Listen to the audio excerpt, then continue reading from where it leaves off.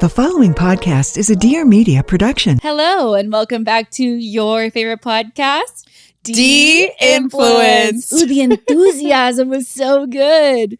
You guys, I have my longtime friend, it might be of probably over 10 years. Oh, yeah, it is. Jeanine Amapola. Now Ward. Oh my gosh! I have never called you Jeanine Ward. I know, nobody does. Sometimes even I forget Did you change your last name? So, no, I'm going to, but I haven't legally done anything yet. I should have done such a process. We need to talk about that because I haven't either. Really? I've never changed my last name. But before we get started, I want people to know who you are. So we have our producer made this just gorgeous bio about you. I think it's from my website, actually. Oh, is it? Okay. I recognize it. Then Jeanine made it. Jeanine Amapola, Jeanine Ward is an author, podcast host, speaker, and Christian influencer based out of Dallas, Texas. Not anymore, baby. Now she's in Oklahoma. She has been in the social media industry for over a decade and has garnered over 2.7 million followers across all platforms. She loves to post topics regarding growing your faith, identity, dating, fashion, confidence, health, and probably momming now. Momming and more. Oh my goodness. Okay, I'm so excited. I've been on your podcast before, but it was years ago. Long time ago. So Jeanine has a podcast called Happy and Healthy. And it's great. Janine's one of my favorite people to follow online because I actually think you're better offline than you are online. Oh my God, what a compliment. But I've always said that about you. I'm like, and that's when you know someone's like legit. Yeah. I'm like, but we've been friends for years. We met originally at the University of Texas. Welcome, baby. And then we became friends through YouTube. And then Jeanine and we lived together after school. She even lived with me in Jordan. We got married. First year of marriage, I'm like, hey. Yeah, hey. Well, you were out a lot because you were dating. Yeah, but I also lived half California, half Dallas. True. So, but yeah, I gave you guys your space a little. Yeah, you did. She was like our little child. And then, and then recently she moved to Oklahoma, has a son now, Duke. Yep. And how old is Duke? He's 4 months. 4 months. I know. What's his what do they do at 4 months, babies? I have an 8-month-old. I can't remember. He's starting to roll, grab his feet. He's chewing everything. Yeah. Slobber City, biting his hands, starting to teeth, laughing a lot more, not sleeping as well. Yeah, does he sleep through the night? No, definitely not. Girl, I wish. So I need tips. Yeah, what does nighttime look like? Like, what time do you go to bed and what is that? So when we're traveling, it's a whole mess, but I try to get him down around like 8:30. But lately he's been not wanting to do that. But he'll normally sleep from like 8 to 1. I'll wake up, feed him, and then again maybe like 1 to 4, 1 to 5, and then again feed him, and then another 5 to 8. Wait, you're feeding him twice per night? He's a hungry boy. No, that's great. Growing boy. But and do you fall asleep easily right after? Oh yeah, because I'm exhausted. Yeah, literally one eye's open and I'm like a zombie. But and Caleb's in law school now. Yeah, so he probably needs to get his sleep. Yes, and because he's probably studying a lot too. Oh yeah. So yeah, we'll start the night together. We'll go to sleep together around that first or second feed. Like if Duke is quiet, Caleb will stay with me. If he's like super fussy over 30 minutes, Caleb will go upstairs and then he'll sleep so he can make sure he gets sleep for school. Which that's a hot take. I know a lot of people are going to be like, "What the heck?" But it works, and I want to personally make sure Caleb can function for school, so I don't mind the sacrifice. And it's law school, so I feel like you need to be paying attention. Oh yeah.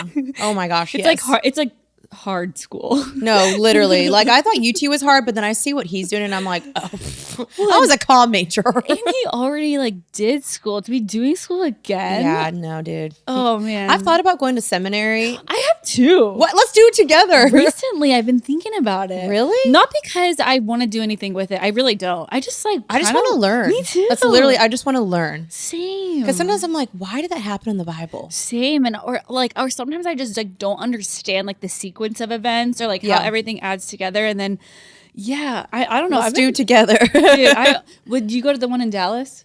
That one, I've heard bad things about that one. Really? I heard that was a good one. No, okay, I've heard it's good, but I've heard a lot of people lost their faith going to that. Uh-oh. Yeah. They also but say, I kind of like that, though. But they say seminary is where your faith goes to die. Have you heard that? Wait, no. Yeah. See, I don't know anything about it. No, I know someone that went to that school and she really struggled afterwards. Because you learn so much that you're like, it's like then you start to become more logical than faith. Yes, based. exactly. Or you start questioning everything and you're like, but there's no answers. Where do I get the answers? And then there's none. It's just like that wouldn't trust bother God. me. That wouldn't bother me, but it would be like the things. Okay, so like two big things I've been reading a lot about are like tithing and also the tribulation. Like, Oh yeah. and like I have a pastor back. Like, I've talked about this on my podcast, but my pastor that I grew up with thinks that the Antichrist and the beast already came. Interesting. I've actually heard that too. Yeah, so he already thinks that already happened. So I don't know where that leaves us on the timeline. Yeah. But so I started to kind of like research that more, and a lot of it kind of makes sense, you know? And then there's some things that don't make sense. I haven't researched it yet, so I can't really speak on it, but yeah, I'm not saying that's what I believe, but you know, it's you just interesting. you start like reading, and you're like, oh, that's another way to look at it. Or same thing about tithing.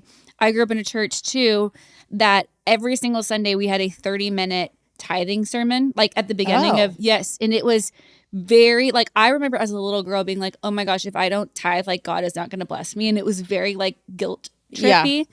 And so that's just how I've always thought about tithing, because that's instilled in you anyway. And so I've been researching a lot about tithing and how it was like of the Mosaic law, and that was for the Israelites that were living in Israel, and it was like when government and church were combined. It was like all this stuff, and I'm like, whoa, I never like, why do I do the things that I do? And just anyway, so that's more why I was interested. Yeah, there's a lot to unpack there. So yeah, we don't have to go through that, but I was just like, yeah, no, it's good. Yeah, yeah. Maybe we'll do seminary together. Who knows? Yeah, maybe we'll just challenge all of our beliefs. Why not? So I was really excited to have Jeanine on the podcast. She obviously started as, I would say, we used to call each other, like back in the day, we called us like beauty gurus on YouTube. Which it's not even a thing anymore. I know, they don't even call beauty gurus, but I guess like YouTubers. And then you've kind of transitioned your content to focus more on faith, lifestyle, happy, healthy.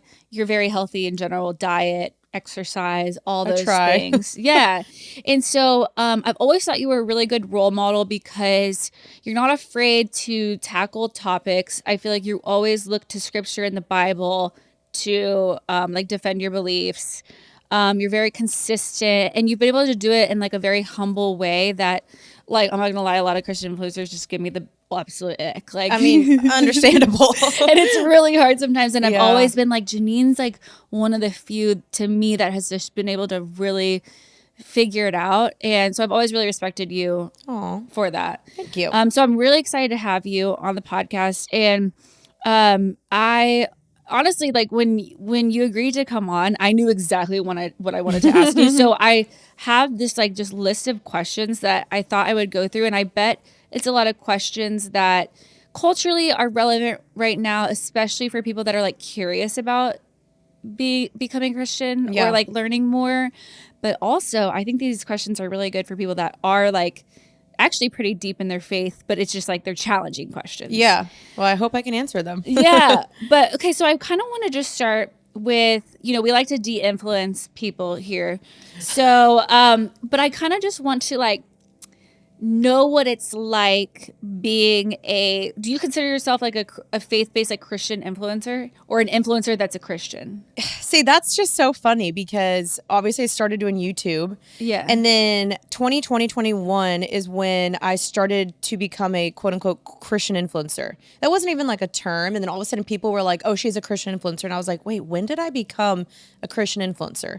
And so I never coined that term for myself, but I guess other people were. So then I was like, okay, I guess I'm a Christian influencer.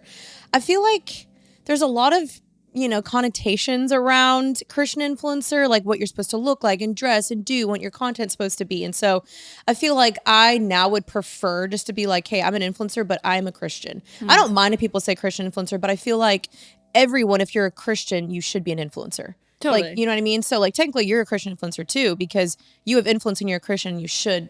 No, you know what I mean? No. So I don't really care what people call me. I've always said I'm an influencer who's a Christian. Yeah. I just don't like the label. Yeah, I think it's a little weird. And I'm fine with it. I would still sometimes call myself that, but I do feel like it comes again with like a whole like subset of things people automatically assume. Well, and that's what I wanted to ask you about is like, because people assume that and they're like, okay, let's just say they assume, you know, you're a Christian influencer. Do you feel like you get a different level or a different type of hate than like maybe I would? Because I don't think I I don't think people label me as a Christian influencer, but I talk about my faith. Do you think our hate is like different? Yes, I do. How? I think for me personally, because when you are a Christian and if you say, okay, I'm going to stand for truth, I want to be bold, I want to share the gospel, people expect you to talk about every single topic and say, hey, back it up biblically. And so sometimes I'm like, wait, whoa, like I haven't even processed this yet. I haven't figured this out yet. I don't know what I think quite yet, but they demand an answer because they're like, hey, if you're a Christian and you say you stand for the gospel, then you better talk about X, Y, and Z. And, or it's you claim you're a Christian, so then why do you promote overconsumption? Or why do you promote putting on makeup? I thought, God said that you're fearfully and wonderfully made. Why are you putting on makeup every single day if God has said you're so perfect the way you are? My hate looks so different because a lot of it is Christians attacking me and using scripture to kind of like justify it. And I'm like, wait, what? So it definitely is a little weird. How do you read your like mean comments? Do you read your stuff? I try not to, but I mean, sometimes you just see it. It pops up. It pops up, yeah. And if they want to hate you, they'll find a way. I don't feel like I get that much hate. I mean, I do in the DMs sometimes, and I do see it, and sometimes it hurts, but I feel like mostly my audience is very positive and thankful. But I don't look at podcast comments sometimes too much because that's where they're savage. They're a little unhinged on there. No, I know. And it's probably, I don't know, you're probably like me where the hate picks up when like something crazy is going on in the world. Yes. Yeah, I mean, I recently lost like a ton of followers, which is How okay. many did you lose? I just checked. I lost 8,000. Oh, I lost 40,000. I beat you. Haha. Gotcha. I'm like, cry me a river. 4,000. Oh my gosh. 4,000 was like in my first minute. No, it was crazy. But I know, does it hurt you when you lose followers? Does that hurt your feelings? I think old me, yes. Because I mean, I would put my whole identity into my page growing or how well it did or didn't do. And this most recent time, I was just like, you know what? I'm okay. Like, I'm okay that I lost some followers. And of course it stings. But at the same time, I was just like, that's okay. Like, I don't necessarily need people to like me. I also know that I'll lose maybe the people that don't like me and I'll find the right people. And I feel like I'm okay with it. And past Jeanine, definitely not, though. Have you ever had criticism that like, I guess my question is, let me think. Criticism that really hurts, that like attacks your character. Yeah, that's my least favorite. Yeah. I'm like, sorry. Yeah, because it's like, to me, you can call me ugly, fat, stupid. I'm like, cool, whatever. They can call, I really don't care. But when it comes to an attack on my character, that's where I'm like, ugh. Like, it's like a dagger because I think a lot of people can assume things, and that's just the internet. Like, they're going to see one thing, they're going to assume, and they're going to run with it. And then they spread it like wildfire, and then everyone believes it. And especially when it's false, it's like everything within me. Like, I recently told you about a situation. Yeah. Everything within me wants to be like, I'm going to defend myself, and you don't know me. And like, I want to get all like angry and like have a chip on my shoulder. Yep. But then like when I go back to the Bible, when I go back to what God says, I'm like, I don't have to prove anything. I know. I don't have to do anything. God is my defender, and the truth will prevail. Prevail. If it is true, then I need to self-reflect and look and say, okay, maybe I do need to work on it. But if it's not, then like, why do I need to prove myself? Yeah, it's definitely a process of thoughts. Oh, you have to, yeah. Because if you react like, because I'm the same way. Like, I just told you about a situation. Yeah. I'm the same way where, like, immediately my flesh is like, I want to freaking defend myself. And I want to tell her all the things that she's doing wrong. But, like, you're right. Like, God is a just God. It will, like, it's how it's supposed to happen. It's going to happen. And, like, I don't need to get in the way.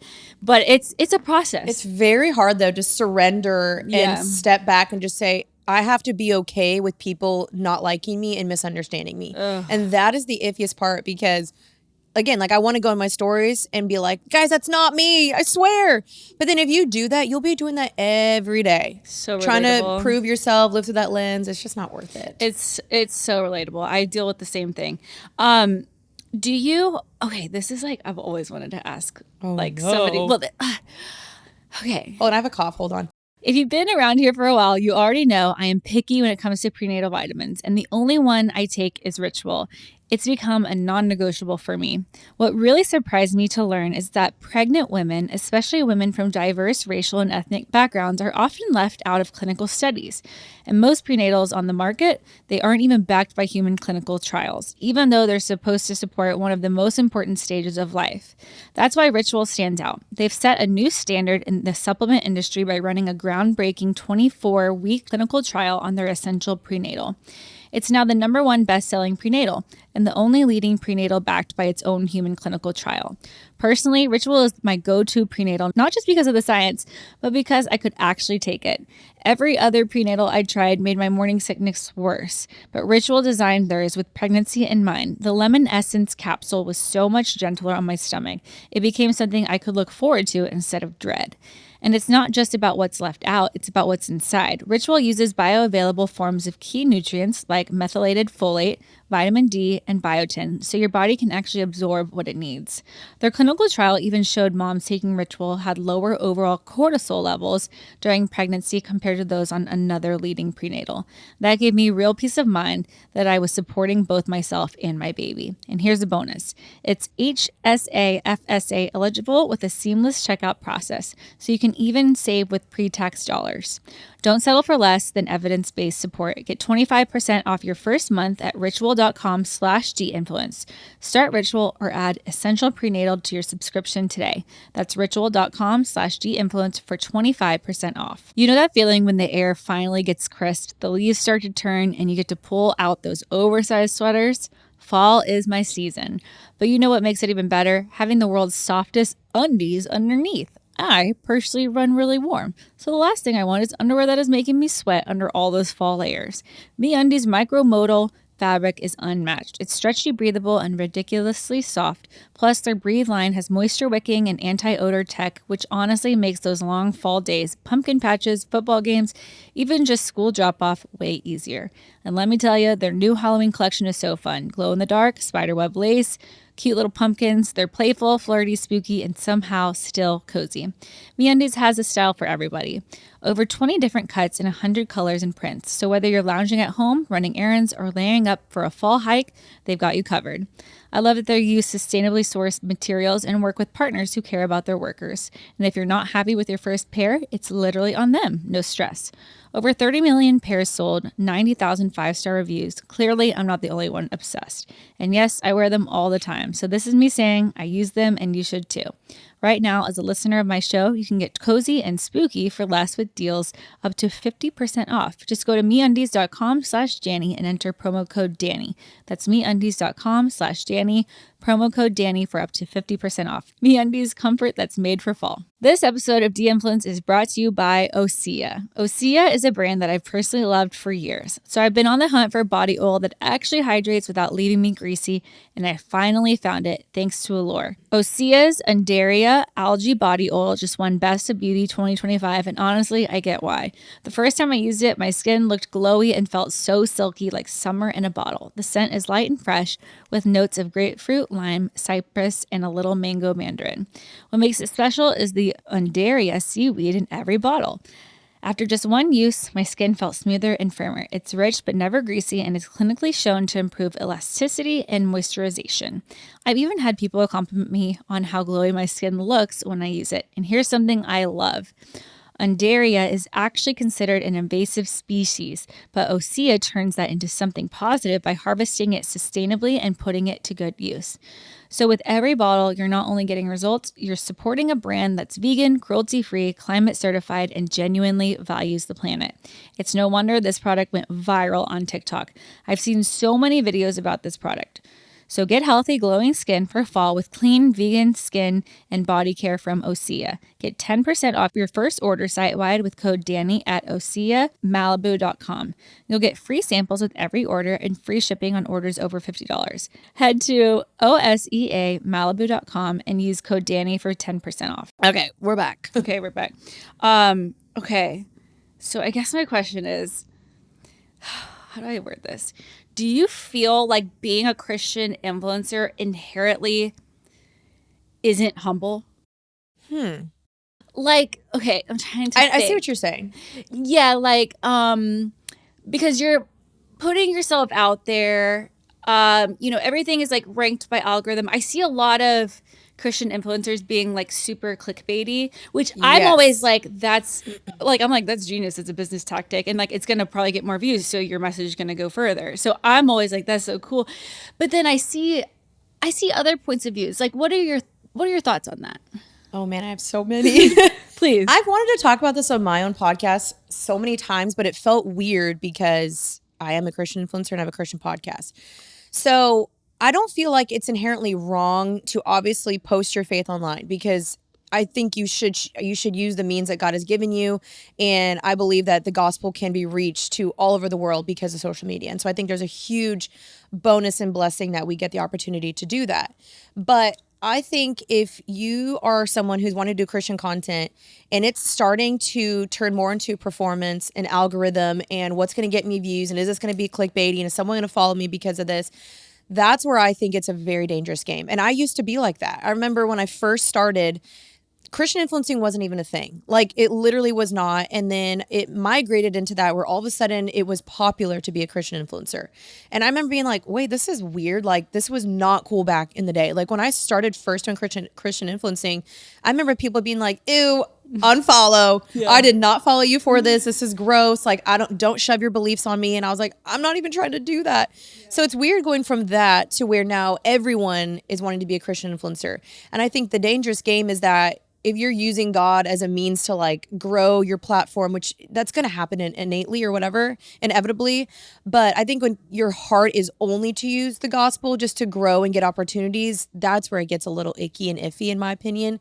And so if you're not constantly humbling yourself, checking your heart, and not having any secret place with the Lord offline, I think that's an issue. And I think where Christian influencing has turned into a problem is that people are always thinking, okay, what can I share for the public? When I read my Bible, how is this going to translate to online? What views am I going to get from this? If you're never having any quiet time where you're not posting it, you're not taking a picture, you're not sharing, you're not always thinking in your brain, this is for the audience, what can I share with them? What views is this going to get me? That's a very dangerous game. Ooh, I love that, because that is the best advice I think I've ever heard when it comes to even any type of content or any type of sharing anything in your life. Is like, that's actually been one thing that I've like, it's been like a hack that I've figured out in the past year, is having a secret life offline. Yeah. Like, it's like friends that I hang out with that I don't post, like moments that I have with my husband that I don't post, like a whole nother dynamic to my life that nobody knows about because they're like sacred and they're mine. And that's the time that I actually feel like I grow. I hear God. I have the space to like, actually challenge myself and change my thoughts. But I've been there where it's like you read something and you don't even take it for yourself because you just know it'll get likes if you share it. Exactly. Yeah. Oh, and to do that, like using God, like scares me. Right. And I don't think, again, being a Christian influencer is not wrong, because I have seen, like, for example, Bryce Crawford. I don't know if you know who that is. He's like a young blonde guy. He goes and preaches the gospel. Like, I think he's amazing. And I genuinely believe that he's sincere.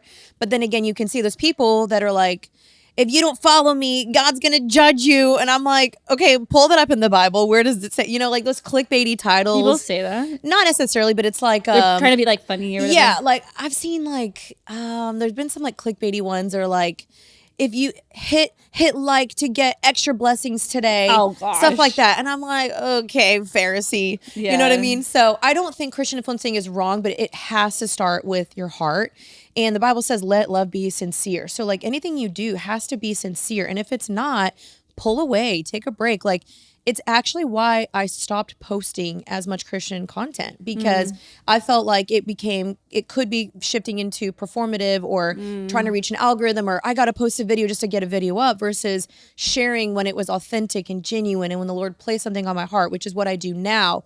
And so I actually kind of leveled out and went back to more lifestyle and sharing when it feels sincere and genuine, and keeping more the faith-based topics centered on my podcast. I love that you did that. And I think it's nice, like, to have, since you also share other topics, like you can talk about like a recipe or mom something, and even like I think about like pastors, like they're up on stage like teaching once a week, not every single day. Like when would they have the time to fill themselves up, Exactly. So I think that's great advice. What was I gonna say? Oh, is Bryce the one that went to that like satanic temple? Yeah, I think I think he did. He goes to a lot of things. I just watched his video today where he went to Skid Row and prayed for people. I thought that was so that's fire. pretty cool. He inspires me a lot. I'm like, I want to go do that. You know? I love it. And I really like the part about it's like really starts with your heart. The hard thing about that is we're kind of in this culture where everybody wants to call you out. And the thing is like you can't call someone out for what's going on in their heart. Like, That's do you so know true. what I mean? That's between you and God. And so people can try to like say you're not doing it this, and only you know if like you're posting and like coming from a good place. Yeah. Which, yeah, that's kind of scary too, because people can't even sometimes hold you accountable. Sometimes they can. I mean, you know, people do have discernment, and sometimes you can look at someone's content and you can be like, yeah, I don't know about that. Something's off. Yeah, I mean, I've seen people online where I'm like, you are definitely just trying to get your followers. You're struggling. Yeah, or You're like struggling. there's these dudes on TikTok with thirst traps, and they're like shirtless in the mirror, and they're like, Jesus loves you, and I'm like, oh, okay, like, put a shirt on. I'm like, what side of TikTok are you on? No, you know who Josh Benson is? Wait, Josh Benson, you probably do. He's so funny. I He don't know the roasts names. people like this. You got to go look him Oh up. yeah. Yeah. He's so funny on TikTok. He'll do like Christian cringe of the week, and it's so funny. Which I know I shouldn't be laughing about it, but sometimes it can be laughable. You gotta laugh. We at gotta laugh yourself. at ourselves. You gotta just be like, it is silly sometimes. Okay, I think that was all such good advice. I really like that. How do you feel about Christians holding other Christians accountable? For example, they have a couple of those accounts, Preachers with Sneakers, like, you know, some of those. What are your thoughts on some of those? I think it can be dangerous because you don't really know the person personally. Like, obviously, biblically in Matthew 18, it tells us to go to the person directly and have a one-on-one conversation and say, hey, you know, I think you're out of line, or maybe this is what the Bible says. And we're in a culture where we can't really do that. And so we're like, let's just make a video about it. And then the thing is, you're making money off of that video too. And you're also profiting off of talking bad about someone. And so I've never really tried to go that route. Like, I'll talk about pop culture and like talk about scandals maybe that have gone on. But it can be dangerous when you're only going online and you're only saying it on the camera and everyone's watching it and you never go directly to the person. But what's hard is sometimes you can't reach the person. So I think what you can do is do it in a tastefully, carefully way of saying, here's some scripture. Like, I've seen people call out Stephen Furtick, for example, but they'll say, hey, this is what the Bible says, and then this is what he said. And they'll do it in a way where it's not like he's the worst, he's a false prophet, or some people do. But I think we're allowed to critique and give feedback. But I think if you're only ever doing that and you're just trying to constantly get clicks and likes and views off of that, I think that's where you have to personally check your heart too, because what you do to someone could be easily come back to you. Like, you reap what you sow. Oh, this podcast is so already if you good. invite that, you're gonna get it back to you. I'm just saying, like, so be careful. I love that. I think that is so good. And I like the fact that it's like, hey, you can't, it's not that you can't say anything, but there is a tasteful way to say like, hey, like, I bet he has like the best intentions. I know, like, here's like the good things about him. He's been amazing in these ways. But when he said this, I don't necessarily agree with it. That doesn't mean I don't like, you know, because people are just, okay, so it's like you say one thing wrong and then people want to label you as, now because you messed up in this one little way, you're wrong altogether. Yeah, you're a complete false prophet. And it's like, maybe he just accidentally took one scripture out of context and he didn't mean to. I think that's where we have to also not have an overly critical spirit too, because people can be that way. So true, Jeanine. So freaking true. I'm just telling you. My heart is like, yeah. Like, you know who Ruslan is? I think Ruslan does a pretty good job at that. Like, I don't think I know Ruslan. He's like a Christian YouTuber, and I think it's good. Like, I think also why I do sometimes appreciate it is you might be young in your faith and you're watching a pastor and you're like, man, this is great. Like prosperity gospel. Yeah. And it's not biblical. And so there's people that are like, hey, let's be careful and warn young people that are new in their faith that don't know how to decipher and determine what's true and not. I think that's where it can be beneficial, but it has to be done in the right way. Oh, so good. Okay, love it. Love. Okay, my hype woman over here. Yeah, no, I just like, I love it. Okay, so when something tragic happens in the world, or something big, a big moment, there's an election, there's a big whatever going on, the Super Bowl, I don't know, you know, someone gets canceled. Right. Does your audience come to you expecting you to speak on everything? Yes. What do you do? Because I'm asking for a friend. Yeah, it's honestly hard because I'm not a news channel. I'm not, I'm not a journalist. I'm not a politician. Like, I'm a podcaster. I'm a Christian. But it is hard because I think if you speak on one thing, then they're like, okay, well, then what about these 10 other things? Why don't you speak about that? And I'm like, wait, whoa. Like, I didn't know suddenly I was a news anchor having to give the news to everybody and talk about all these different topics. I understand it. And there are some things where, for sure, you should speak about, you should stand up for. But it's hard because it's kind of like that little book. What is it, like if you give a mouse a cookie? Oh, yeah, I just read it. Yeah, like if you give them a cookie, they're like, well, I want all the cookies. I want the whole batch. And you're like, okay, I just wanted one cookie. And then all of a sudden they're wanting everything. And so I do believe there are some things you should speak out against and speak up for and stand up for. But it's hard because I don't know. It's like, I don't believe that influencers should have to speak their beliefs on every single opinion. I just don't. It's like, I don't know where that started to where influencers are being demanded to have to speak on every single topic that goes on in the world. And here's the thing, there's always something going on in the world. Always. Every single day. If you look at it, we could be reposting and posting things every single day. And so it's like, where's the line of what we talk on and don't talk on and how frequent we post about it and don't post about it? It just gets really messy. So I feel like when you go down that road, it's like, it's just never ending, you know? My theory is that people usually come after influencers because they're angry and we're the closest ones that they can attack. Yeah. And they want something and they want it, and that's just like their first go-to. Right. And there's like, and then there's other levels, but we're the first line of attack. And so, but I agree with you. And it really is hard. How do you discern what you do share and what you don't speak on? I think typically politics is not something I personally like to dive into. I think if it's faith related, 100%, I will do that. Or if I think there's something like blatantly wrong, yes, I should speak up about it. There's some things I should have spoken up about and I didn't. And I kind of, maybe regret that. But I think typically I err on the side of what's biblical versus necessarily dealing with the political side, election side. That's just not really my sphere. Yeah, I mean, I respect that. And a lot, it's hard to go outside your sphere because then you still have to be like a wife and a mom when you get offline. And sometimes like the criticisms that you're going to get for going like a little off, what you're north, it takes away from like where you actually need to be. Oh, and you know what's so hard? And maybe you feel this way too, but like, do you ever post it and then once you post it, you just get instant anxiety? Oh, like, yeah, literally like, every day of my life. Yeah, I'm like, I throw the phone across the room. I'm like, no, I delete, like, what do they say? I delete stuff all the time. Yeah. I'll post it for 5 minutes just to see what people say. Sometimes I just want to piss people off though. You get one DM, you're like, No, literally. It's so true. And I always sometimes I know that I'm going to delete it. I just want to post it for pride. See, I don't. To me, if I'm going to post it, I'm going to say it with my chest and I'm going to leave it up, but then I'm still scared. Oh, no. See, but I'm like, everyone saw it, so I might as well just leave it up now, Totally. So where do you feel like Christian influencers, we kind of already talked about this, so we can maybe cut this question, but where do you feel like Christian influencers go wrong? Okay, I think where it kind of gets a little weird is I almost feel like, okay, might be a hot take and people are going to come for me. I almost feel like people feel like if you are a Christian influencer, you can't have any interests outside of that. Oh, okay. Because, for example, like I said, I posted about like I do like an Amazon haul and someone's like, if you're a Christian, why are you promoting Amazon? And I'm like, so am I not allowed to like clothes? Because I'm a Christian. Like I gotta wear something. I gotta get dressed every day.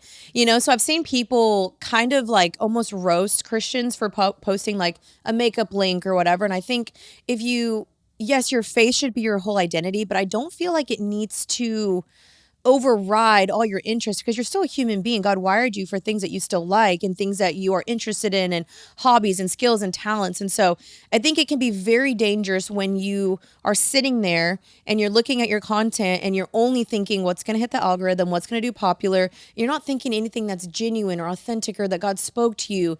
And you are only, because here's the truth, you can't have a word from God every single day on your feed. Like you can't every single day, God spoke to me this, God revealed this to me, God has a word for you. Like, I just don't think that's reality. I haven't seen that in my life personally. And there would be times I remember when I was early in Christian influencing and it felt good to get that affirmation. It felt good to get those comments. I would sit there and I would look at my Bible. I'm like, what can I post today? And that just feels icky to me. I feel like it feels icky. And so I think, again, the secret place, getting offline, Sabbath, not only posting Christian content, because I just don't feel like every single day you have like a word from God. And if you do, that's awesome. I wish I had that, but I don't. So I think just being very careful, again, of that secret place, checking your heart and it sounds weird to say not make it your whole identity because your face should be your whole identity. But I feel like when it's your entire page, I just feel like that can't be fully But your social genuine. media page is not your identity. Right. Yeah. And people think that it is. Right. And that's where people are like, okay, these squares that I'm seeing, I'm going to judge your entire character and your identity by this. And that's just not how it's done. Yeah. There's no way to know someone fully by their social media. No, for sure. You can't. It's And not so, possible. and people are dumb and they think that it's so frustrating. I'm sorry. That wasn't very Christian-like, but it happens. Like, Hey, it's real over here. No, that's a great answer. So I've honestly become kind of a health nerd, and Jordan just loves data. That's why we chose Function Health as our go-to health platform. Function is the first platform that actually gives us access to the kind of information most people never get to see. With Function, you can test over 160 biomarkers, everything from hormones and heart health to inflammation, toxins, and stress. You can even access multi-region MRI and CT scans, all tracked in one secure place over time. That's why some of the best minds in health, like Dr. Mark Hyman, which I'm a huge fan of, Dr. Andrew Huberman, and Dr. Jeremy London, are all backing Function. And here's the part that really clicked for me. We all know winter is the season where it feels like the whole family is constantly sick. Runny noses, coughs, lingering fatigue, and it just doesn't stop. With Function, you can actually look inside your body and see where you might need more support before illness takes over. Things like vitamin D, which is tied to stronger immune function, zinc, which helps your body fight infections, and cortisol, because let's be honest, chronic stress can wear your defenses down. These are things your routine physically usually doesn't cover, and that's why so many of us are left guessing why we get sick more often or why recovery drags on. Function takes out the guesswork, and the convenience is huge. Labs can be done at over 2,000 locations in the U.S., and it's just $499 a year. If you tried to get all this testing on your own, you'd be spending well over $10,000. Jordan used Function, and it was simple, fast, and gave him real clarity. And unlike other platforms, Function isn't pushing supplements or prescriptions. No bias, no hidden agenda, just clean, unbiased data that helps your own health. Go to functionhealth.com/Janny to learn more and sign up. The first 1,000 people get a $100 credit towards their membership. That's functionhealth.com/Janny, or use gift code DANNY100 at sign up to own your health. Y'all know we are on a serious health and wellness journey in our house. We're getting rid of the toxic products and welcoming ones that support a more holistic lifestyle so our family can grow and thrive. This doesn't just stop at the cleaning products or with what's in our fridge. We're making changes all the way down to what we wear. This is where cotton comes in. Cotton is a natural fiber that comes from the earth. It feels good on your skin by being gentle. It allows your skin to breathe, which makes it a great option for us with the Texas summers already upon us.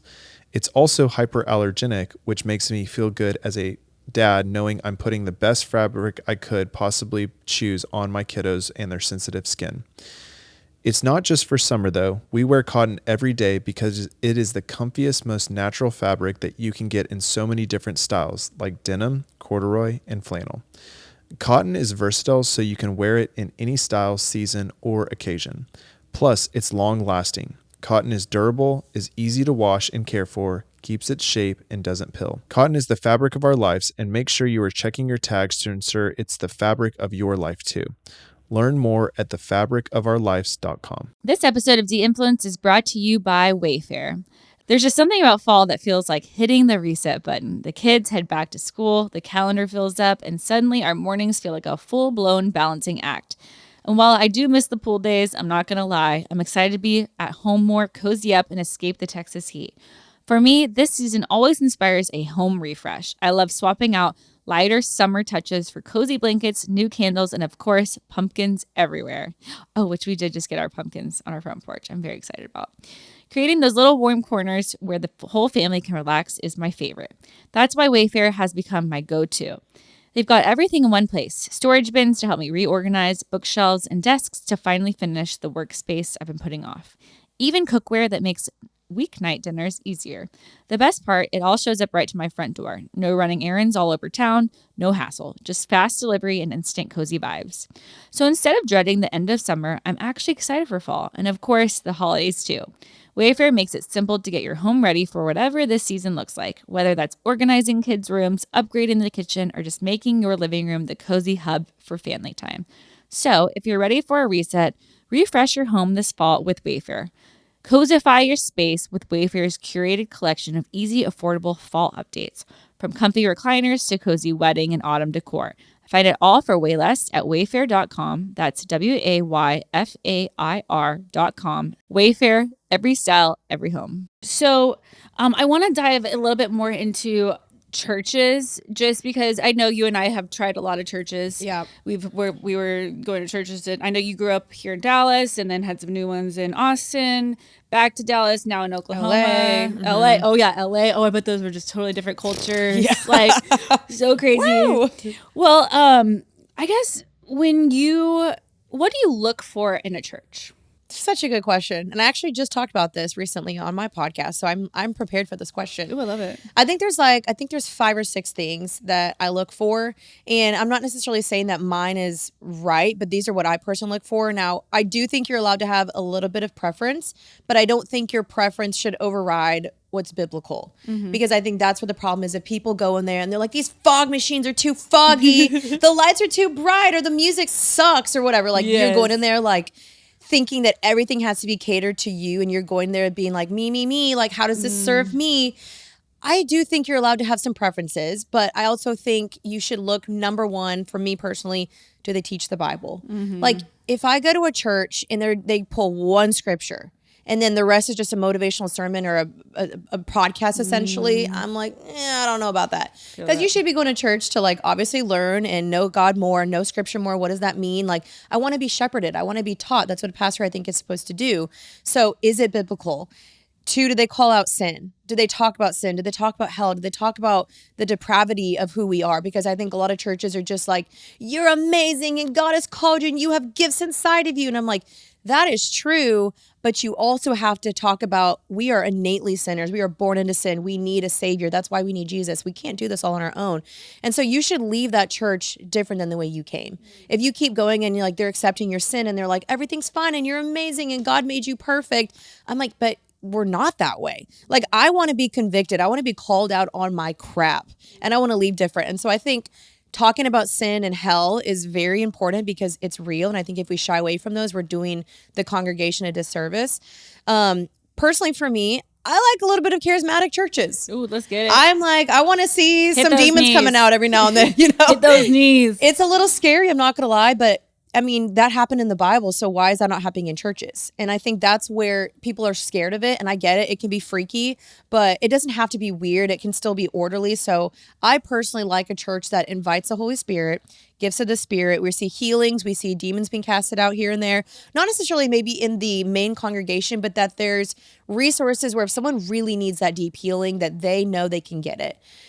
Speaking of resources, having resources where if you have questions, if you're like, I have a need, I'm struggling, I have a sin, my marriage is falling apart, I'm doubting my faith, I don't know what to do about this problem in my life, that they can go somewhere and get those questions asked. That there's a resource or a team or somebody that they're accessible to be able to go and find the healing that they're looking for and get the questions answered that they need answered. I think that's super important because otherwise you have a lot of people going in a church and they're just like wandering around like, I don't know what to do with these problems I have, or like, and there's no healing. I think that's what the church is for, is to help heal people. I also like a little bit more charismatic, spirit-filled worship. Like, you know, you've ever been to a church where it just feels so stale. Someone's up there and they're just strumming the guitar and you're like, okay. And some people like that. And it they gets like them it. going. I'm like, hey, That's what I'm saying. For you. That's where you can have some preference. For me, like, I personally like to be bawling my eyes out. Like, I want to leave their mascaras on my face. Yeah. Not every time, but I think leaving room for the Spirit to linger, because sometimes you can go to a church and it's super rigid. It's like 3 songs, okay, announcements, tithing, get out. And there's no movement. Like, there's no room for just leaving the Holy Spirit to talk to you, to have personal conviction. Like, I personally love when they just let the Spirit move and worship is just slow. Like, I don't know. I feel like you can also tell when they're on stage singing just about God versus singing to God. Mm-hmm. And that to me is a huge distinction. I feel like you can just sense that in the Spirit. Mm-hmm. And then I think money. I think being transparent with finances, where is the money going that we are tithing? Are you helping outside resources? Are you donating to charities? Are you helping people that in our city that need helping? Are you helping to missions? Like, where is the money going? Does your pastor drive a Lamborghini? Is he flying a private jet? Does he have a 7-bedroom house? To me, that feels a little yucky. Right? So it's like, where's the money really going? I think that's super important to have transparency. Have you ever seen churches post about their finances online or actually share where the finances are going? Not necessarily like where you see, they're like taxes, but I like it when they know, for example, like Shoreline Church did a great job at this. Like, hey, when you donate, we're giving to Guatemala. They have a church in Guatemala, which I think is amazing. And we know the finances are going to Guatemala. We know that the finances are going to the missions and they're serving people there. So I like it when they tell us this is where your money has gone to recently. It helped a family. It helped, fires in California or whatever, like stuff like that. I like when they share that at least. Yeah, because I recently found this guy named Nathan Apfel. He runs the religion business. Have you ever heard of him? Mm-mm. So his whole thing is he's been trying to, he goes into like mega churches and he's kind of trying to like, I don't know, reform churches. Some would say expose, but reform, expose. However you want to define it.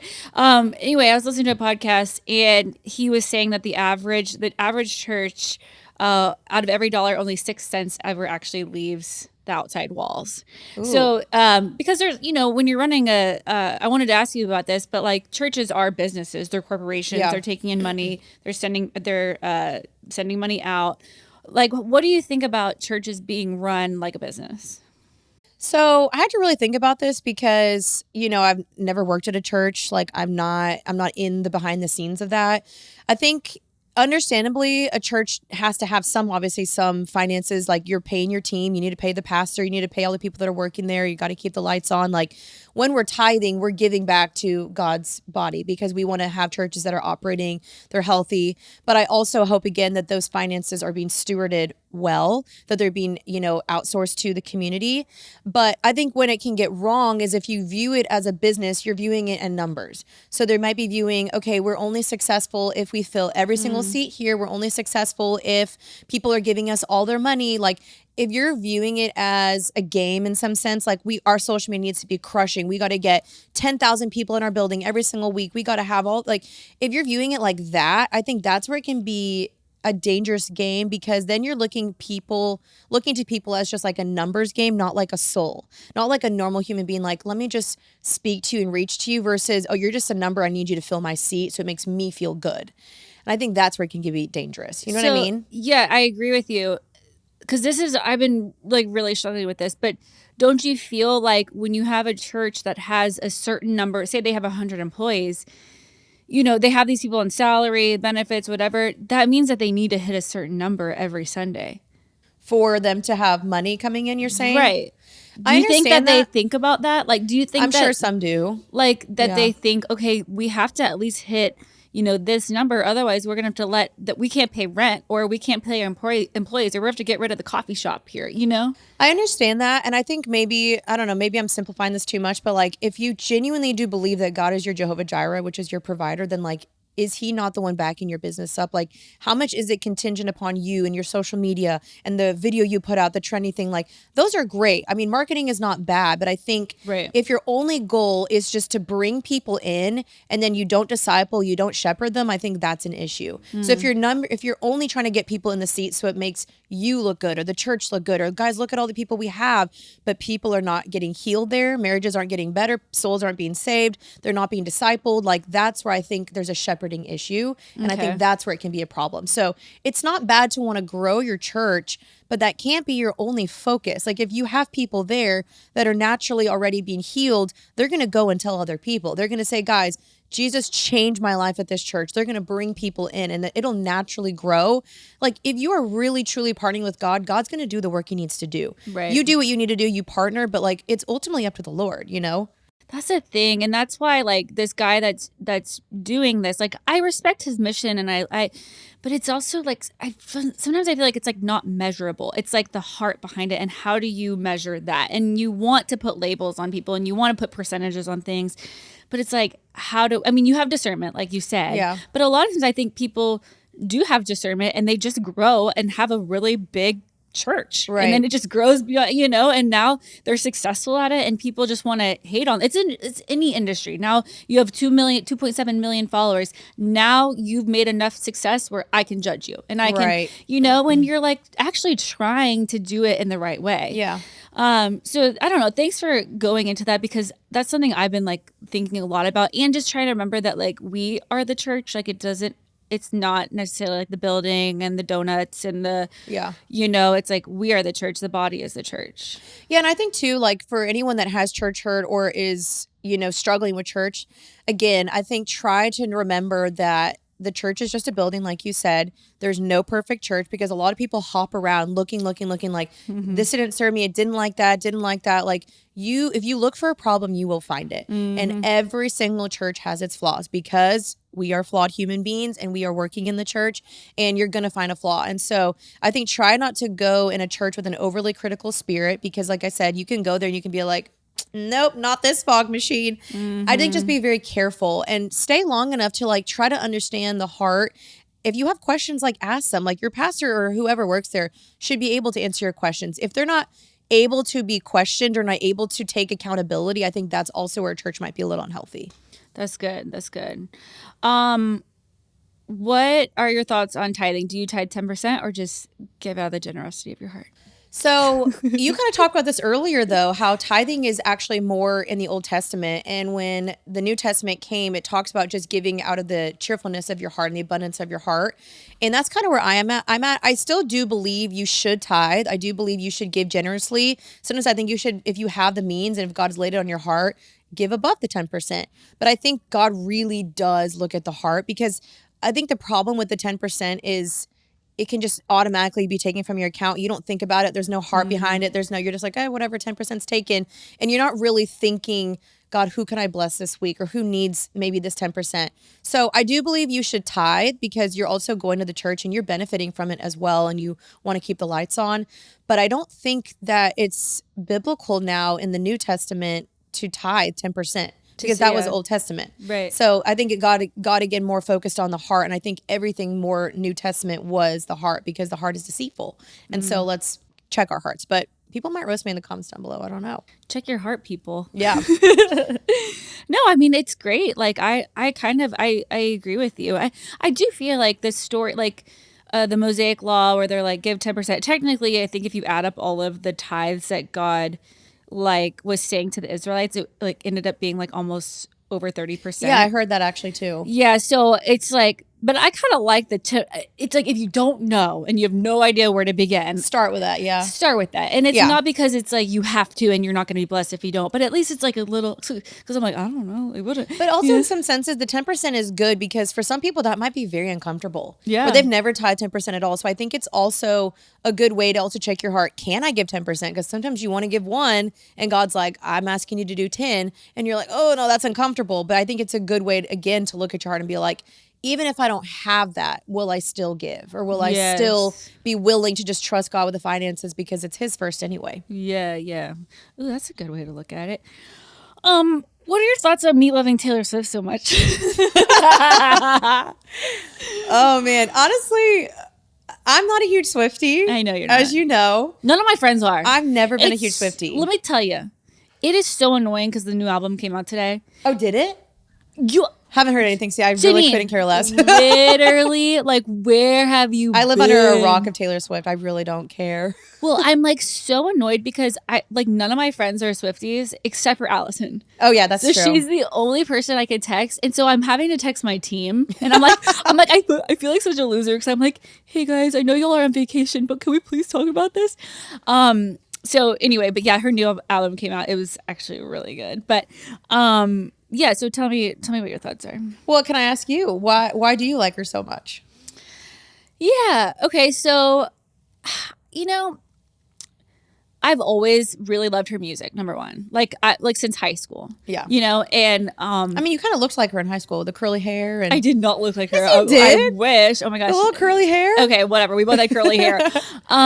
But there were so many. I was big into track or cross country at the time, and there were so many. Whether you were dealing with like Mean Girls or whatever, there were so many like bops and like anthems that you're like, shake it off or whatever. And you're running outside and you're like, and then she has a lot of like love songs. And I had just gotten like my first boyfriend. So it's like very nostalgic.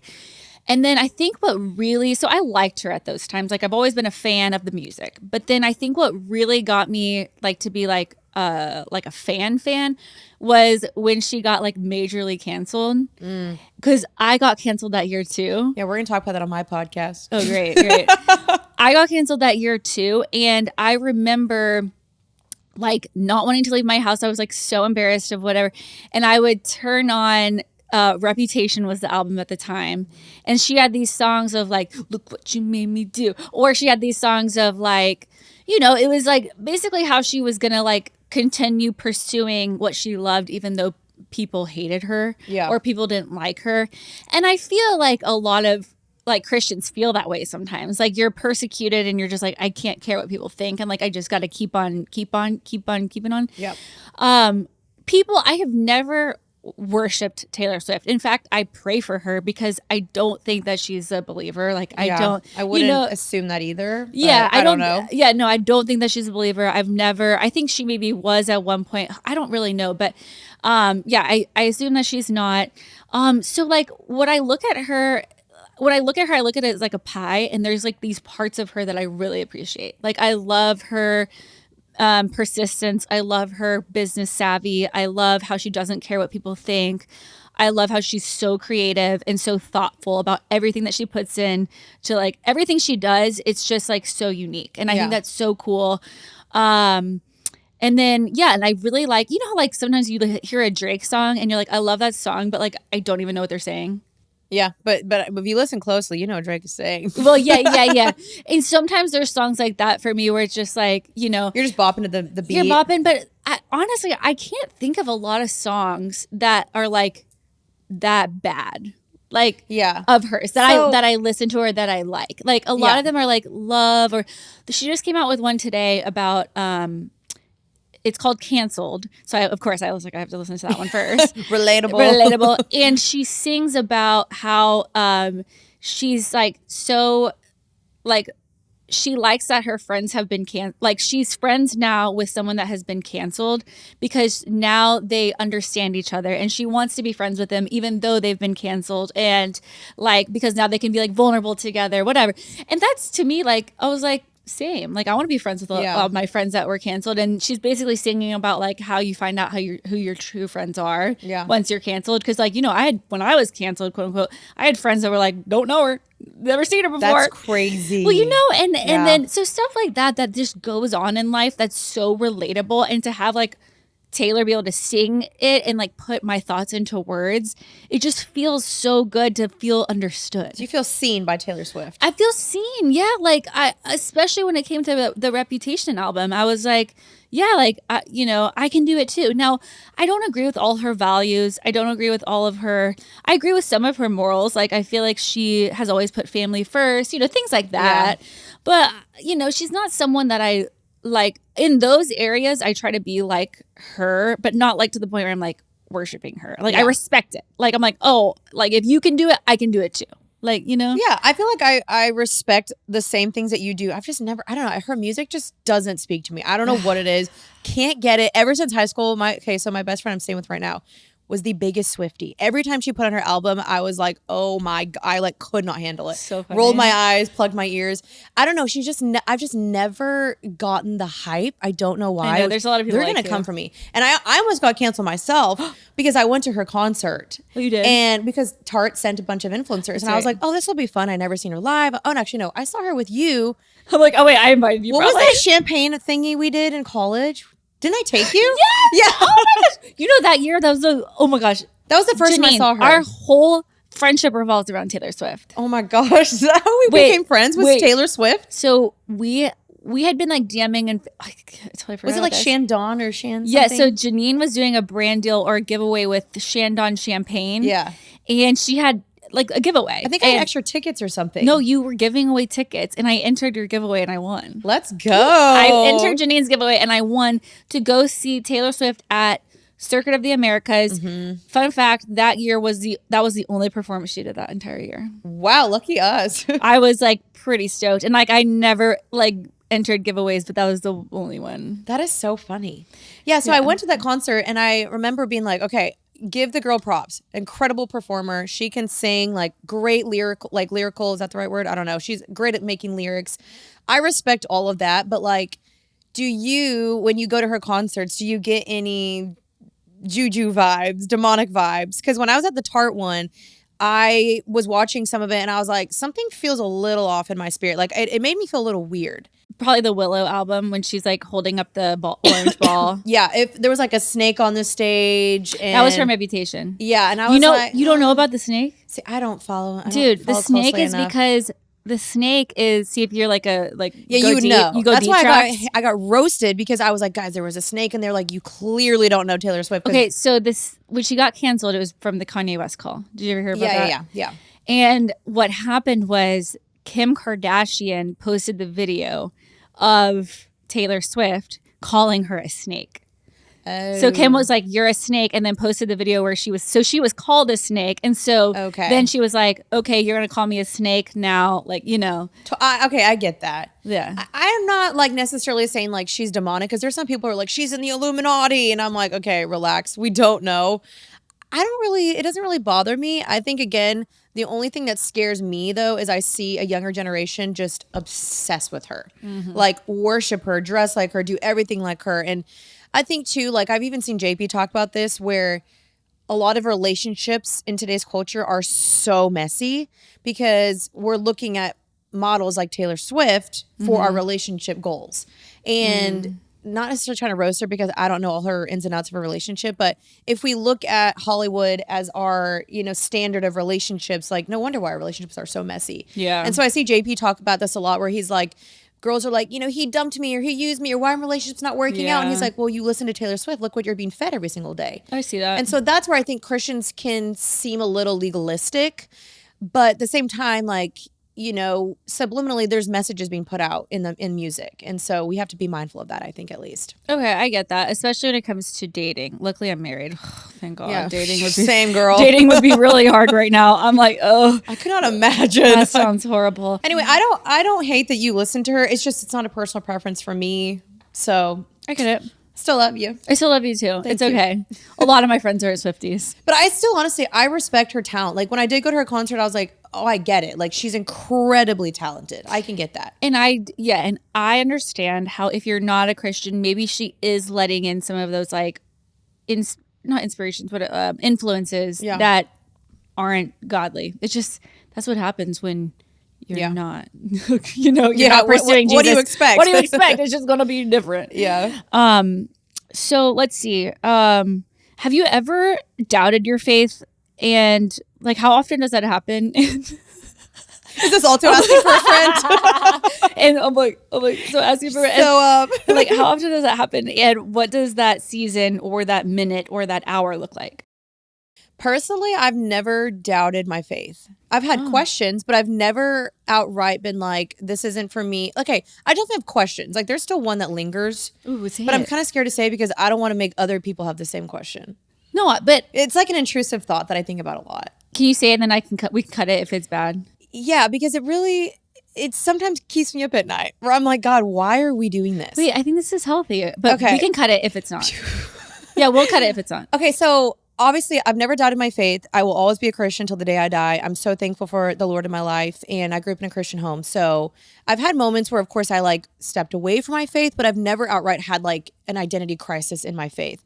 But one thing that bothers me a lot is sometimes I'm like, and I literally sat down and asked my parents this. I was like, explain this to me. And they didn't even really have a question or an answer to it. Isn't that the worst when your parents don't know? Yeah, and I'm like, Dad, you're supposed to know everything. What the heck? I feel like we're kind of in a weird simulation with God. We're like, when we played The Sims and like we're like controlling. Janine, don't bring up Sims around me. I love The Sims. No, I know because I've seen your videos. Well, that's why I started YouTube. So anyway, go ahead. We'll get there another time. Yeah. But I'm like, okay, if God could come back and he could correct everything and we didn't have to go through all the suffering, we didn't have to go through choosing him and we didn't have to go through this crazy thing called life, if God could correct everything and he could make everything right and everything could be no pain, no suffering, no death, like he could do it. Why make us have to choose him? Why make us have to go through this life and have to go through all this suffering and pain and things when he could come back and he could just be like, you know what? We're not doing this anymore. Let's just have peace on earth. Let's everyone be in bliss and no cancer and no death. And like, I know God wants he wants to give us free will and he wants us to choose us. But I'm like, couldn't you just have us go back to like the Garden of Eden and not have to do this whole like weird game that we're in? It feels sometimes like a game where it's like, if you don't choose me, sorry, you're out, good luck in hell. And that's where I struggle with that, and it's a weird thing to admit because I'm a Christian, I preach the gospel and I'm like, guys, choose God. But for the people that don't, it's like, dang. Like, yeah, like why can't we just all be in heaven? Exactly. And like all just worship Why you? can't we just be in like the Garden of Eden, like go back to that where it's like blissful? And I know as human beings, like we're going to sin again eventually. So like it's just going to keep repeating. But it feels a little bit like a game where God's like, are you going to choose me? And if you don't, sorry.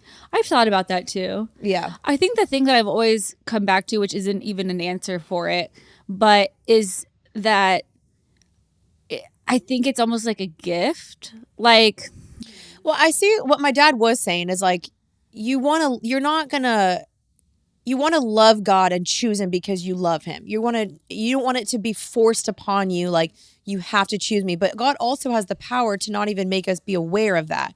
Like we could just be worshiping him and love him and be like, this is great. Like I'm in paradise, but I guess God wants to give us the ability to have critical thinking and choose him out of our own desire, not because it's forced upon us. But again, there's this part of me that's like, but we could just just make us brainwashed and all just be, you know what I mean? Like we could just like not have Satan. Like you can just. And sometimes when I'm explaining the gospel to someone and I'm trying to lead someone to Jesus, it feels like I'm forcing that upon them of like, hey, if you don't choose this, man, good luck. Like, and that's kind of the harsh reality is like, hey, if you don't, you're not going to end up in a great place, and I don't want that for anybody. I don't want anyone to perish and God doesn't want anyone to perish. But I still wrestle with that a lot because it's like, how do you explain that to a non-believer who's like, oh, I'm in a game right now. This is ridiculous. Like, I'm not doing this, Right. That's kind of similar. You shared your intrusive thought or whatever. That's kind of similar to mine in some regard because this thought probably comes in my head like once a week. Oh, no. But no, it's like, and it's just a thought. Like, it's never ever caused me to doubt, like not doubt or change my beliefs or step away from my faith. But my thought is like, what if it's just all not real? Oh yeah, that one's common. I've heard that a lot. And it slips in there just for one like millisecond, sometimes 30 seconds is the longest. If we're being honest. And it's just like, but then what I always go back to is like, even if it's not, at least I live my life like just like going full throttle for what I believed in. Yeah. And that's what they say. They say you either bank your whole life on this as if you believe it's real. And if it's not, then it's not. But like, I want to live my life as if it is completely real. Yeah. And I believe it is. Yeah. So mine's kind of similar, but I typically, what always like gets me back on track? Like the thought of, I don't know why this one always just really gets me. When I think about how there's like, I've grown human beings in my stomach, like I'm really not very good at a lot of things, but like I'm really good at that. Like making babies, that's for sure.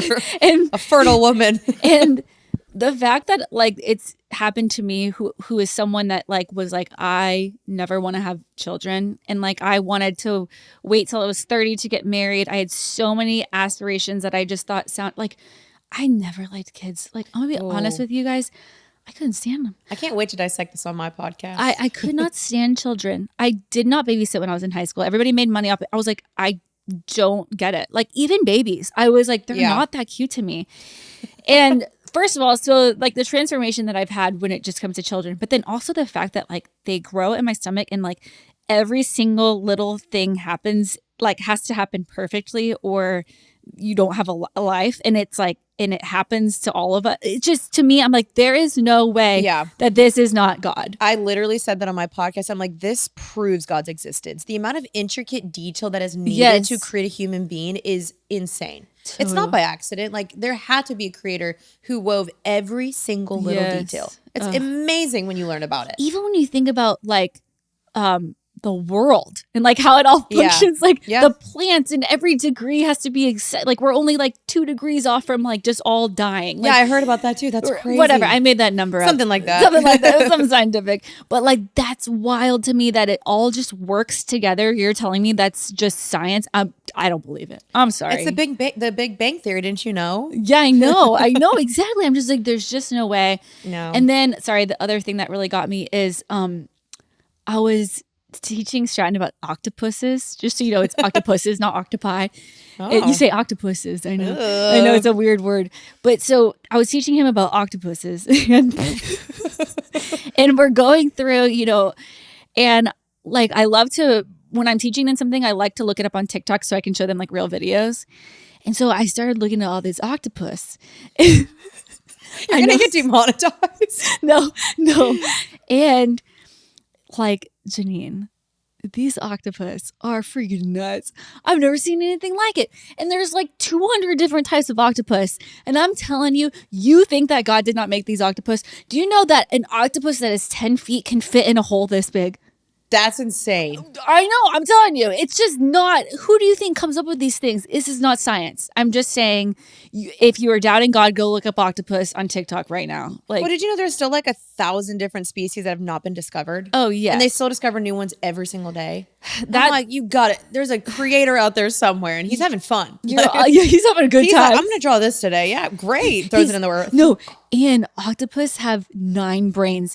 Each arm has a brain. I feel like men they need have that. 3 hearts. Like That's insane. that's insane. 3 different chambers. Anyway, 3 different chambers. Have you ever turned down a brand deal because it clashed with your values, or have you ever had a brand cancel your contract because their values crashed with yours? Yes. So the second question, I'm not exactly sure, but I can assume because there's been some times where I was about to work with a brand. This actually just happened recently.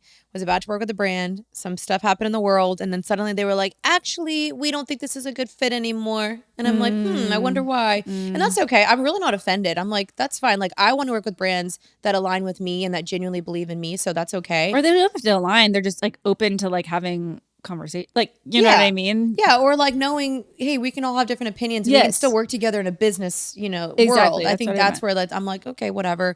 But no, there's definitely been brands that have reached out. I mean, this is a weird one. I've had like, I don't even think I can say it because, The brand name? well, no, it's like I've had like sex companies reach out sex to me. toys? Yeah. Like what's it called? That one website they sell like lingerie and sex toys. I'm like, in what world would I be promoting Yeah. these objects? You know what I'm talking about? Those are like the mass emails that probably go out. Yeah. But you I'm know? like, you clearly did not look at my page. You didn't see that Jesus was in my bio. No shade, no tea if you want to use it when you're married. But like, I'm not going to be like, hey guys. Yeah, I was gonna look say. at my-" I was gonna say you're married. I will say. like, here's my new blah, blah. Like, I'm good on that one. Thrash 4000. I don't know. I just made that up. It feels like we're on Caller Daddy now. I know. I'm sorry. That's really interesting. Yeah, that's cool though that it doesn't bother you though whenever brands cancel your contract or just decide to go another direction. But Yeah. I know what you mean where sometimes they don't say, but They like just say, we've decided to go another direction. And I'm like, which direction? yeah, Who? yeah. But I mean, I've had like alcohol companies. I don't promote alcohol, obviously lingerie, just certain like events and stuff, concerts I've been asked to go to. I'm just like, not for me. I don't think I'll do that anymore. Yeah. It's crazy when you do become a quote unquote Christian influencer. I mean, it changes everything. Like what you promote, what you represent, what you wear. I mean, literally everything. Kind of holds you accountable. for sure. And it's good and bad. Yeah, it's kind of bad. There's some negative, but I think it's more good, Have you ever posted something for likes but regretted it later? You kind of already answered that. Yeah, I would say early Christian influencing days, I would probably do that a little bit. This is kind of deep, like a little like I don't even know if you want, but what's one sin or struggle you're most scared to talk about? Or what is there something that you struggle with that you want to talk about publicly? Maybe it'll help somebody else or Okay, so here's the thing. My sins look very different than they used to look. Yeah. Like when I was younger, I mean, I was party girl. I Yeah. struggled with a lot of different, sexual things. But I feel like those are not, like my sins are so different now. I feel like oddly enough, my struggle is fear of man. And I feel like you kind of relate to me a little bit that because we were talking about that earlier. I get very scared about what people think, what they're going to say, how they're going to take this and run with it, how they're going to twist my words. And not that I try to like always change the perception, because sometimes I'm like, whatever, like me or you don't, I don't care. But then sometimes I have like great days where I'm like, I don't give a frick, like whatever, screw you. And then some days I'm like rocking back and forth and I'm like, love me, pet me, they please. hate me, And so I know that sounds like kind of like a cop out, but if you ask Caleb, like he would totally say That doesn't sound like a cop out at all. because sometimes people are like, I just struggle with fear of man and I'm perfect. That's not it. Like Wait. it's like an actual, I've always struggled with that ever since. I'm sorry, I don't think that.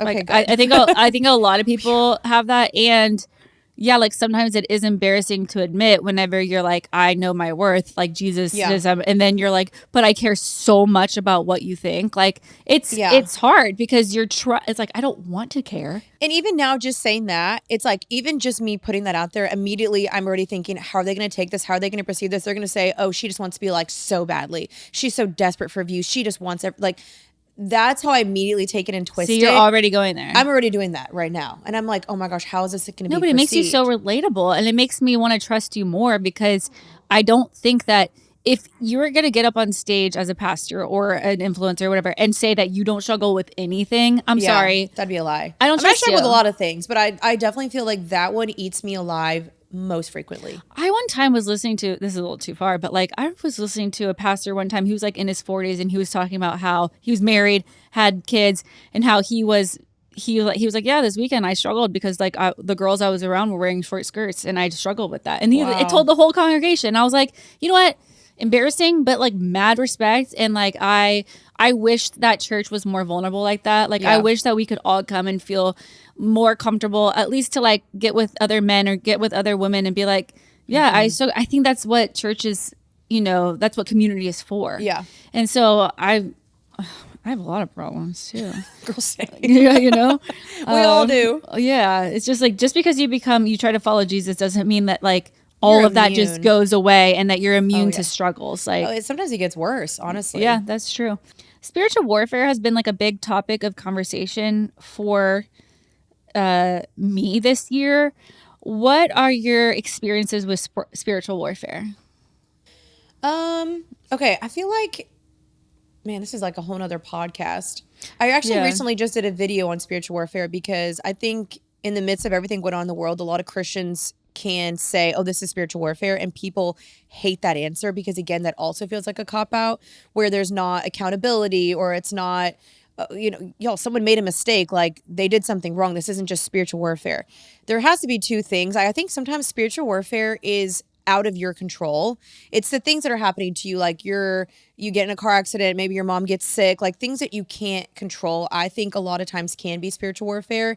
But then there's sometimes times where it's just, girl, you sinned. Like, you messed up. Like, that was all on you. Like, let's be honest. Yeah. And I think that's where a lot of people are like, it's spiritual warfare. And I'm like, no, that was you, So I think that's where we have to be careful. Or it's that you set yourself up for that. That too. It's like you went to a club and then you got robbed. And it's like spiritual warfare. And it's like, no, honey, you went to the club. Yeah, exactly. Those are things I'm talking about where I'm like, that was on you, actually. Yeah. But I do feel like there is a lot of spiritual warfare, and I don't know, I think specifically when you do become more bold about your faith, you feel it a lot more because... Do you? Yeah, absolutely. I mean, the enemy wants to silence you. He does not want you to be bold. He doesn't want you to share this. He doesn't want you to set other people free. And so if the enemy can use fear of man for me as spiritual warfare to shut me up, to silence me, to make me scared of what people think, for me just to be like, you know what, I'm just going to be sheepish and not share my beliefs. This is just for me only. He wants you to be silent because if you think also about a snake wraps around something and suffocates it and silences and chokes it. And that's what the enemy does a lot to people, because when you cave into that, it'll make you retract and be like, I'm not doing this anymore. And then people need you to be bold. People need you to share that. And so I think spiritual warfare can come in many different forms, but I do believe the enemy is very real. Demons are real. A lot of people are engaging in things that they don't want to admit. But here's the thing is, it doesn't have to be scary. I think here's the thing is, a lot of people are so scared of it, but you don't have to be scared, because You have the power of Jesus' name to bind and break off anything. No, I'm saying, but the stuff that they are putting themselves like that's. I started Yes. reading about the Satanic Temple and the Satanic. They have like a Bible, like the Yeah. Satanic Bible. Yeah. And I was just curious, and No, I it's a started. good thing to research. And I started researching it, and actually, they kind of disguise themselves as being really good. Like they're not evil. Like That's what Satan does, right? Yeah, they're like, we just want everyone to be accepted, and we just want everyone to be loved. And I was like, oh, this actually doesn't Sounds sound good. as bad. But then you look at the Satanic Temple, and it's like, have you ever seen that? They have. Because Bryce went there, I don't think I saw that video. Oh, okay. Well, they have what do you call it? Not a sculpture. Is that what they call it? Like a shrine. No, it's kind of a shrine sculpture of Satan and these two little That's kids so weird. looking up at him. And I was like, it's scary. Like, I don't even, I hate I'm like, I don't that. even like the fact that you're in that house, you know? No. Oh, that makes me freaked out. Yeah, that stuff is freaky. But I do think that spiritual warfare is real. I think a lot of people have, demons in their homes that they don't even know about. There's a lot of things that they're engaging in. They're watching, listening, doing. Crystals. I mean, astrology can be a form of that. I mean, I know people are gonna be like, that's so legalistic, but trust me, like, don't mess with it. Even Enneagrams can go borderline to that too. Yeah, it's like anything that's not really from the Bible can be used by Satan. Absolutely. Right? Yeah, and he It's- comes as in the form of an angel of light, and so he appears to be good. It looks similar to God, but it's always missing the truth. Or there's a slight truth, but it's gonna be twisted somehow, and there's always counterfeits somewhere if you really get down to it. The last thing I'll say is I feel like that's how a lot of Christians are like kind of abusing like love and acceptance right now. And it's like, that's because Jesus was loving and accepting, then basically anything and everything goes. Yeah, the no. craziest of crazy things go. And I'm like, that feels like a form of Satan being like, I'm loving and accepting and everything, because Yeah. that's what Jesus would do. And it's like, but also God is like a just God. And If you read scripture, the woman at the well, like she had multiple husbands. She was living with this man. She was sleeping with this man. She was having sex out of marriage. She had multiple husbands. She was lying, whatever. Maybe I just twisted that a little bit. But he tells her like, hey, I know who you are. I love you. He didn't say I love you, but I know Jesus would say I love you. But he also tells her like, hey, go and sin no more. Like Yeah. he meets her where she's at. He talks to her. He engages with her. He calls her out on her sin. And he's like, go and be free and sin no more. He doesn't just say, and you can just keep resuming whatever you want to do. Go shoddy. Like he's like, I love you, but let's change that. And it's I think a transformation. it's a transformation, yeah, but it comes with an encounter with Jesus first. I think that's where people get it twisted, is that they try to shove people to change, but you can't. The Holy Spirit has to be the one who does the work. So true. And you can't change on your own. Like Jesus has to transform you. So that's why when we hold all these like politicians and all these people to like a higher standard, I'm like, what do you expect? Exactly. Yeah. Like it is what it is. Yeah. It's just sin. It's going to happen. Wow, this was so fire, and I don't say that word. Like I am not like I'm like not cool enough to be like that's fire, but it was fire. This was actually one of my most favorite podcasts I've done in a while. Good. Because like I've not been asked these questions in a very long time. It's so funny. If ever, honestly. I literally came up with them in 5 minutes. Like I showed Caleb this morning. I was like, oh shoot. I was like, I'm getting deep. I'm in the hot seat today. but Well, it's you know, good. I usually prepare, even for podcasts that I do solo, I usually prepare for like hours. And I didn't even prepare for this one because I was like, I know exactly what I want to say. I love it. Well, thank you so much for coming. Tell people where they can find your podcast and find you online. Yeah, so my podcast is Happy and Healthy. We post every Tuesday. It's a Christian podcast, but we also talk about many other different things there as well. And then my Instagram, Jeanine Amapola. So yeah, thanks Cool. so much. Thanks for having me. This was so fun. Yay, it was awesome. All right, love you guys. We'll see you next week. Bye. Bye. Please note that this episode may contain paid endorsements and advertisements for products and services. Individuals on the show may have a direct or indirect financial interest in products or services referred to in this episode.